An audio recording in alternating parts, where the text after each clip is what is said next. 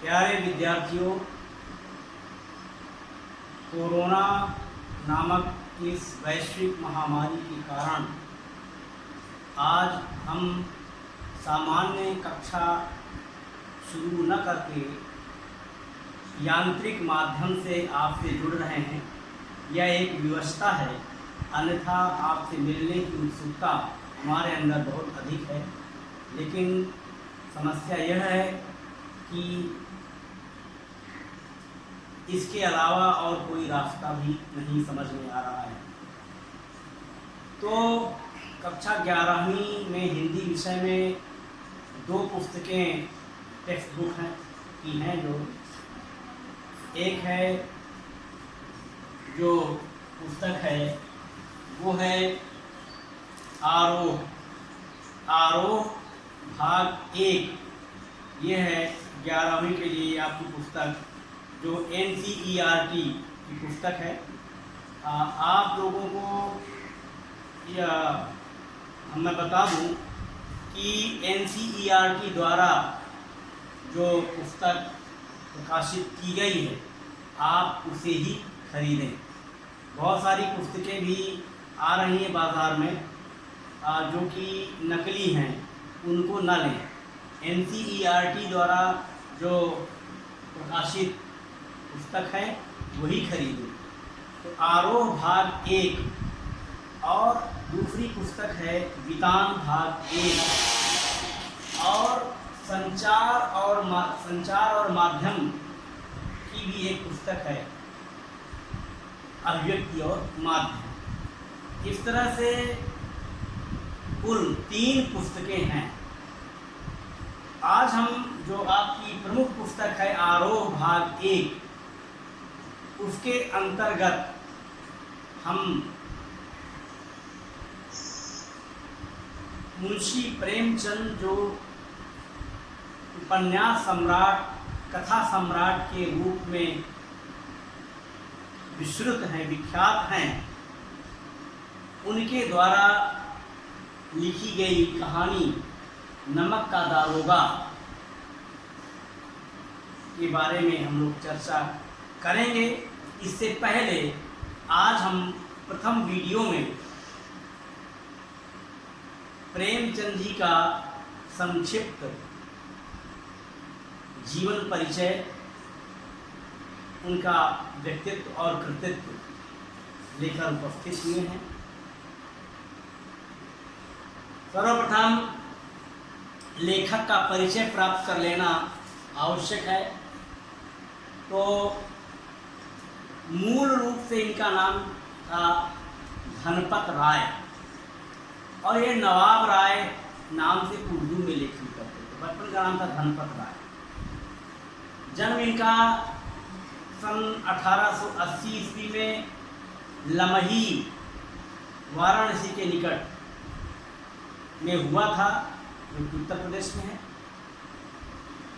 और इनकी जो रचनाएं हैं उनमें बहुत सारी रचनाएं हैं, उपन्यास, कहानियाँ, निबंध, नाटक, एक विस्तृत फलक है। तो सेवा सदन, प्रेम आश्रम, रंगभूमि, निर्मला, कायाकल्प, गबन, कर्मभूमि, गोदान, ये इनके प्रसिद्ध उपन्यास हैं। और सोज़े वतन, मानसरोवर जो एक संग्रह है 8 खंडों में, और गुप्त धन, ये सब जो हैं कहानी संग्रह हैं। करबला, संग्राम, प्रेम की देवी, ये नाटक है। कुछ विचार, विविध प्रसंग, ये इनके निबंध संग्रह हैं। इस तरह से हिंदी गद्य में खासकर कहानी और उपन्यास के क्षेत्र में प्रेमचंद जी ने अविस्मरणीय और महत्वपूर्ण भूमिका निभाई है और कहानी कला और उपन्यास को एक नई दिशा प्रदान की है। इस यशस्वी साहित्यकार का निधन सन 1936 में हुआ। प्रेमचंद हिंदी कथा साहित्य के शिखर पुरुष माने जाते हैं। कथा साहित्य के इस शिखर पुरुष का बचपन अभाव में बीता। स्कूली शिक्षा पूरी करने के बाद पारिवारिक समस्याओं के कारण जैसे तैसे बीए तक की पढ़ाई पूरी की। अंग्रेजी में एमए करना चाहते थे, लेकिन जीवन यापन के लिए नौकरी करनी पड़ी। सरकारी नौकरी मिली भी, लेकिन महात्मा गांधी के असहयोग आंदोलन में सक्रिय होने के कारण त्यागपत्र देना पड़ा। राष्ट्रीय आंदोलन से जुड़ने के बावजूद लेखन कार्य सुचारू रूप से चलता रहा। पत्नी शिवरानी देवी के साथ अंग्रेजों के खिलाफ आंदोलनों में हिस्सा लेते रहे। उनके जीवन का राजनीतिक संघर्ष उनकी रचनाओं में सामाजिक संघर्ष बनकर सामने आया, जिसमें जीवन का यथार्थ और आदर्श दोनों था। हिंदी साहित्य में कहानी और उपन्यास की विधा के विकास का काल विभाजन प्रेमचंद को ही केंद्र में रखकर किया जाता रहा है। जैसे प्रेमचंद पूर्व युग, प्रेमचंद युग और प्रेमचंदोत्तर युग। यह प्रेमचंद के निर्विवाद महत्व को स्पष्ट करता है, उसका स्पष्ट प्रमाण है। वस्तुतः प्रेमचंद ही पहले रचनाकार हैं जिन्होंने कहानी और उपन्यास की विधा को कल्पना और रूमानियत के दुल्हलके से निकालकर यथार्थ की ठोस जमीन पर प्रतिष्ठित किया। यथार्थ की जमीन से जुड़कर कहानी किस्सा गोई तक सीमित न रहकर पठन पाठन की परंपरा से भी जुड़ी। इसमें उनकी हिंदुस्तानी मतलब हिंदी उर्दू मिश्रित भाषा, ये हिंदुस्तानी भाषा का प्रयोग करते थे। बहुत ही सहज सरल और जन भाषा थी। तो हिंदुस्तानी भाषा का विशेष योगदान रहा इनकी रचना जन जन तक पहुंचाने में, क्योंकि जब साहित्यकार जनता की भाषा में लिखता है तो उसका प्रचार प्रसार जनता तक होता है। यदि भाषा कठिन होगी तो कुछ पढ़े लिखे लोगों तक, ज़्यादा पढ़े लिखे लोगों तक ही सीमित होकर रह जाएगी। लेकिन इन्होंने भाषा को इतना सहज और सरल रूप दिया और उसका प्रयोग किया जिससे कि उनकी कृतियाँ जन सामान्य तक पहुँच पाएँ। उनके यहाँ हिंदुस्तानी या जो उर्दू और हिंदी मिश्रित भाषा है वो अपने पूरे ठाट बाट और जातीय स्वरूप के साथ आई। उनका आरंभिक कथा साहित्य, प्रेमचंद जी का जो आरंभिक कथा साहित्य है वो कल्पना प्रधान था। पहले काल्पनिक कहानियाँ लिखते थे, तो कल्पना, संयोग और रूमानियत के ताने बाने से बुना गया उनका प्रारंभिक कथा साहित्य। लेकिन कथाकार के रूप में उन्होंने लगातार विकास किया और पंच परमेश्वर जैसी कहानी तथा सेवा सदन जैसे उपन्यास के साथ सामाजिक जीवन को कहानी का आधार बनाने वाली यथार्थवादी कला के अग्रदूत के रूप में सामने आए। यथार्थवाद के भीतर भी आदर्शोन्मुख यथार्थवाद से आलोचनात्मक यथार्थवाद तक की विकास यात्रा प्रेमचंद ने की। अब यथार्थवाद का आशय यह है कि जो स्थिति है उसको उसी रूप में दर्शाना, जैसा देखा सुना गया उसको उसी रूप में व्यक्त करना यथार्थवाद है। और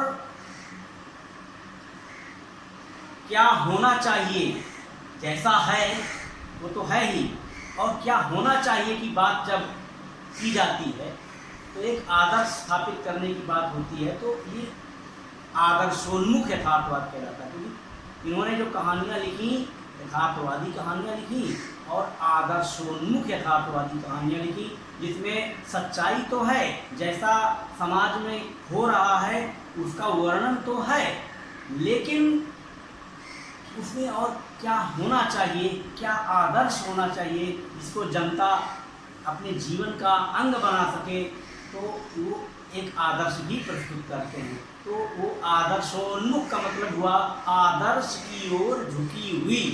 आदर्शोन्मुख यथार्थवाद माने आदर्श की ओर झुकी हुई सच्ची बातें इसमें कही गई हों। बात तो सच्ची कही गई है, अगर भ्रष्टाचार है, अन्याय है, शोषण है तो उसका वर्णन उन्होंने किया, लेकिन उसके भीतर से ही उन्होंने एक आदर्श भी प्रस्तुत किया। तो इस तरह के जो कहानियाँ उन्होंने लिखी उनको आदर्शोन्मुख यथार्थवाद के रूप में जाना जाता है। और तो पहले कल्पना से पहले काल्पनिक कहानियाँ लिखते रहे। कल्पना तो कल्पना है, उसमें जीवन की हकीकत से ज़्यादा लेना देना नहीं है। फिर धीरे धीरे उन्होंने आदर्श की यथार्थवाद की चर्चा की, लेकिन आदर्श की ओर झुके हुए होकर के बाद में उनका आदर्शवाद से भी मोह भंग हुआ और उन्होंने एकदम यथार्थ घटना, जिस तरह की चीज़ें समाज में उन्होंने देखा उसको हूबहू उन्होंने प्रस्तुत किया। क्योंकि उन्हें महसूस होने लगा था कि जब हम आदर्श की बात करते हैं तो लोग उसके मुताबिक अपने को ढालने को तैयार नहीं हैं। उन्होंने महाजनी सभ्यता एक लेख लिखा जिसमें उन्होंने लिखा है कि गोरे साहबों की जगह अगर काले साहब आ जाएंगे तो हम आज़ादी से उतनी ही दूर रहेंगे जितने की आज हैं। वो भविष्य दृष्टा थे, साहित्यकार भविष्य दृष्टा होता है, लेकिन प्रेमचंद जैसा साहित्यकार और भी बारीकी से चीज़ों का विश्लेषण करता हुआ और क्या स्थिति भविष्य में होने वाली है उसका अंदाज लगा देता है। तो उन्होंने यह एहसास किया कि लोग बदलने वाले नहीं हैं, इसलिए जड़ पर ही प्रहार करना चाहिए जैसी बात वो कहते हैं। और बिना किसी लाग लपेट के, बिना किसी आदर्श के प्रस्तुतिकरण के बाद में वो उन्होंने जैसा देख रहे हैं समाज में उसी तरह की रचनाएं प्रस्तुत की, जिनको हम यथार्थवाद के रूप में जानते हैं, जो सच्ची घटना उसी रूप में प्रस्तुत करते हैं। तो इस तरह से कल्पना से लेकर के आलोचनात्मक यथार्थवाद तक की उनकी यात्रा कहानी और उपन्यास में हमें दिखाई पड़ती है। ये ही उनकी दृष्टि है जो। तो इस तरह से आदर्शोन्मुख यथार्थवाद जो है स्वयं उन्हीं की गढ़ी हुई संज्ञा है। यह कहानी और उपन्यास के क्षेत्र में किए गए उनके ऐसे रचनात्मक प्रयासों पर लागू होती है जो कटु यथार्थ का चित्रण करते हुए भी समस्याओं और अंतर विरोधों को अंततः एक आदर्शवादी और मनोवांछित समाधान तक पहुंचा दे। तो इस तरह की जो आदर्शोन्मुख यथार्थवाद वाली कहानियाँ हैं उनमें जैसे उपन्यास हैं सेवा सदन, प्रेमाश्रम आदि उपन्यास, और पंच परमेश्वर, बड़े घर की बेटी, नमक का दारोगा आदि जो कहानियाँ हैं ऐसी ही हैं, यानी आदर्शोन्मुख यथार्थवाद। इसमें हृदय परिवर्तन की बात की गई है।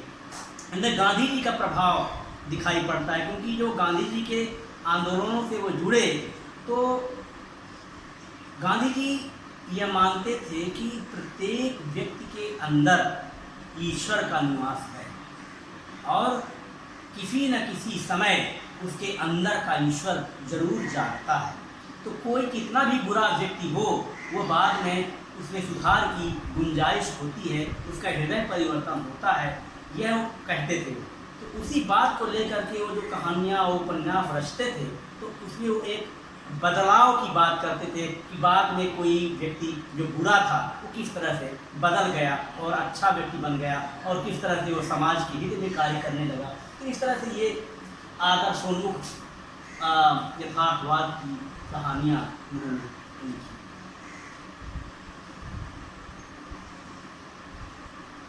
बाद की उनकी जो रचनाएं हैं उन रचनाओं में यह आदर्शवादी प्रवृत्ति कम होती गई। जो उन्हें बाद में एहसास होने लगा कि नहीं, लोग बदलने वाले नहीं हैं, जो हमको बदलता हुआ दिखाई पड़ रहे हैं उनके अंदर फर्क नहीं पड़ रहा है। तो वो उनका आदर्शवाद से मोह भंग होने लगा और बाद में वो जो है ये प्रवृत्ति उनके अंदर कम होती गई, आदर्शवादी प्रवृत्ति, और धीरे धीरे ऐसी स्थिति तक पहुँचते हैं जहाँ कठोर वास्तविकता को प्रस्तुत करने में वे किसी तरह का समझौता नहीं करते। गोदान उपन्यास और पूस की रात, कफन आदि कहानियाँ इसके सुंदर उदाहरण हैं, यानी यथार्थवाद या कहें कि आलोचनात्मक यथार्थवाद की कहानियाँ और उपन्यास हैं। तो इस तरह से प्रेमचंद के व्यक्तित्व और कृतित्व पर हमने संक्षेप में आज उनका परिचय प्राप्त किया और अगले वीडियो में इस कहानी यानी नमक का दारोगा जो कहानी है उसके बारे में अगले वीडियो में हम चर्चा करेंगे। और आपसे आग्रह है कि आप यह कहानी पढ़ लें, क्योंकि हम संक्षेप में चर्चा करेंगे और प्रश्नोत्तरों पर भी चर्चा करेंगे, लेकिन एक बार आप लोगों को कहानी अवश्य पढ़नी चाहिए। कहानी को बहुत ही रुचिपूर्ण ढंग से पढ़िए और समझते हुए पढ़िए, आनंद लेकर पढ़िए। तो ठीक है, मिलते हैं अगले वीडियो में। धन्यवाद।